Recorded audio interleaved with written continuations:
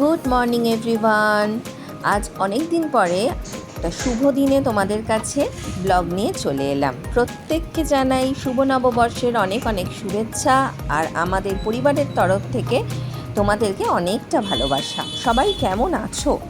আজকে ভাবলাম অনেক দিন পর যখন ব্লগটা করবই, তখন আজকে পয়লা বৈশাখের দিনই তোমাদের সাথে আবার আমি আমার দৈনন্দিন জীবনের কিছু মুহূর্ত শেয়ার করি। কেমন আছো তোমরা? আজকে স্পেশাল রান্না তো হতেই হবে, বাঙালির নববর্ষ বলে কথা। আর আমরা যেহেতু বাঙালি পরিবার, তাই আজকে স্পেশাল কিছু হবে না, সেটা কি হতে পারে? Good morning.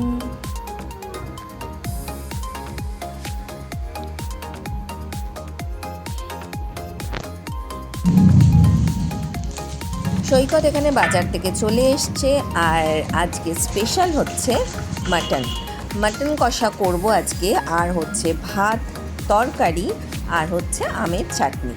তো নববর্ষের দিন বা যে কোনো ভালো অনুষ্ঠানের দিন আমাদের বাড়িতে মাটন হওয়াটা কিন্তু কম্পালসারি। আর সৈকত নিয়ে এসছে গরমের জন্য বেল, তো আজকে হবে বেলের শরবত।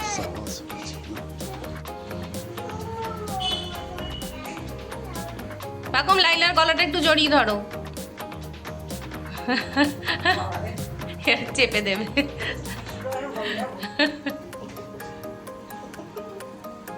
সারা দিন ধরে লাইলা আর পাকমের এই খুনসুটি তো চলতেই থাকে, খুব প্রেশিয়াস কিন্তু, তাই না? কি বলো? তো আজকে বেলের শরবত বানাচ্ছে আমার শাশুড়ি মা। আমার মেয়ে কিন্তু ভীষণ এক্সাইটেড বেলের শরবত খাওয়ার জন্য। কতটা খাবে জানি না, কিন্তু এক্সাইটমেন্ট তো প্রচুর। আর যাই বলো, গরমটাও এতটাই পড়েছে, হুট করে দেখবে ওয়েদার চেঞ্জে কষ্টটা যেন বেশি হয়। তো সেই কারণে সৈকত বললো আজকে নববর্ষের দিনে একটু ঠান্ডা ঠান্ডা কিছু হয়ে যাক। প্রথমে ভেবেছিলাম দইয়ের ঘোল খাবো, কিন্তু সৈকত বললো যে না, আজকে বেলের শরবতই হোক।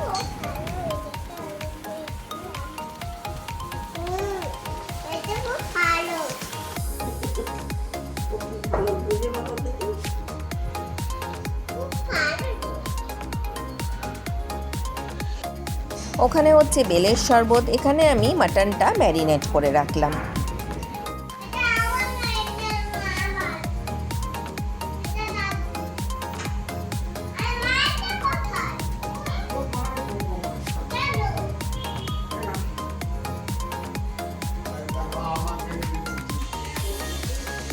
এখানে আমার মাটনের জন্য আলু ভাজা হয়ে গেছে, এবারে মাটনটা কষানোর জন্য দিয়ে দেবো। ভাত ওদিকে আমার করা কমপ্লিট, আর এদিকে আমের চাটনিটাও হয়ে গেছে। তো মোটামুটি রান্না শেষের দিকে, মাটনটা হয়ে গেলেই কিন্তু কমপ্লিট হয়ে যাবে।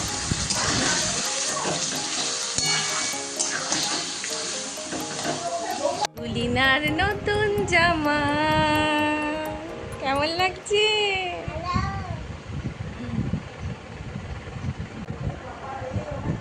চল।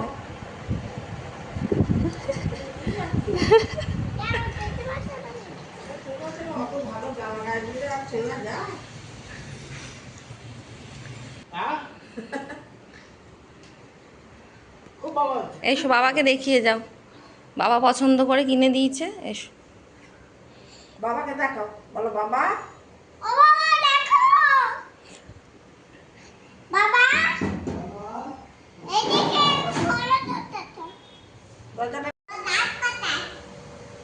কাকু একটু তাকা।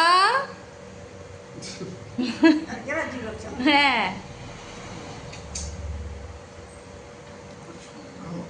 আর সুন্দরী মা, আমার ভালো মা।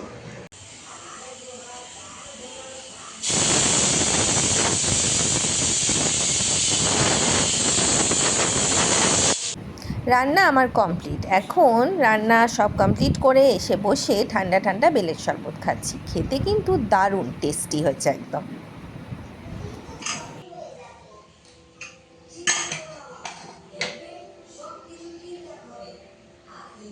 কেমন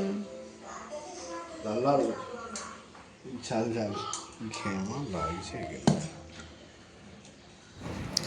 প্রেশারটা খোলার পরেই মাটনের যে স্মেলটা, সেটাই যেন মুগ্ধ করে দেয়। ওপর থেকে একটু বেরেস্তা ছড়িয়ে দিচ্ছি, আর আমার সবসময়ের ফেভারিট দেব ধনেপাতা।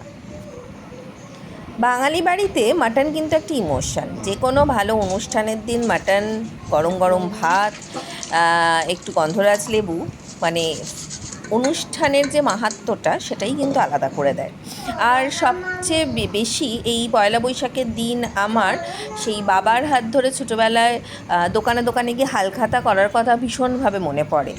তো ছোটোবেলার সময়গুলো তো একদম অন্যরকমভাবে কাটে। এখন একটু বড় হয়ে যাওয়ার পরে, এখন সংসার হয়ে যাওয়ার পরে এখন আবার একটু অন্যরকম। কিন্তু আমি চেষ্টা করি পাকুমকে সেই ছোটোবেলার জিনিসগুলো যেন ও ফিল করতে পারে, সেই কারণে।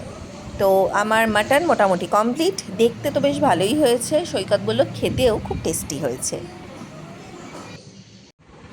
এখানে আমার পাকুম্বুড়িরও লাঞ্চ কমপ্লিট। ওর লাঞ্চ হয়ে গেছে, এরপরে আমরা সবাই মিলে খেতে বসে যাব। তারপরে সন্ধেবেলা একটু ঘুরু ঘুরু করার প্ল্যান আছে। আজকে পয়লা বৈশাখে সন্ধেবেলায় বেরিয়েছিলাম, তো এত গরমের জন্য রাস্তায় বেরিয়ে আর কোনো ভিডিও করিনি। এখানে দোকান থেকে অনেক কিছু কিনেছি, পাকুমের জন্য আছে, সৈকতের জন্য আছে, শাশুড়ির জন্য আছে। তো সব আর খুলে খুলে এখন দেখাচ্ছি না, কিন্তু একটা স্পেশাল জিনিস দেখাবো বলে ভিডিওটা করছি। সেটা হচ্ছে এটা হচ্ছে পাকুমের রিকোয়েস্টে এটা ওর আর ওর ঠাম্মির জন্য কেনা হয়েছে। এটা তোমাদের অনেকেরই দেখা, বাট একটু তোমাদেরকে দেখাই। এটা আমারও খুব সুইট লেগেছে। এরকম একটা ডেটা কেবিল দেওয়া আছে, একটা স্ট্যান্ড আছে, আর এই হচ্ছে অ্যাকচুয়াল জিনিসটা। এরকম বাটন আছে, এটা ক্লিক করলেই ফ্যান চলবে।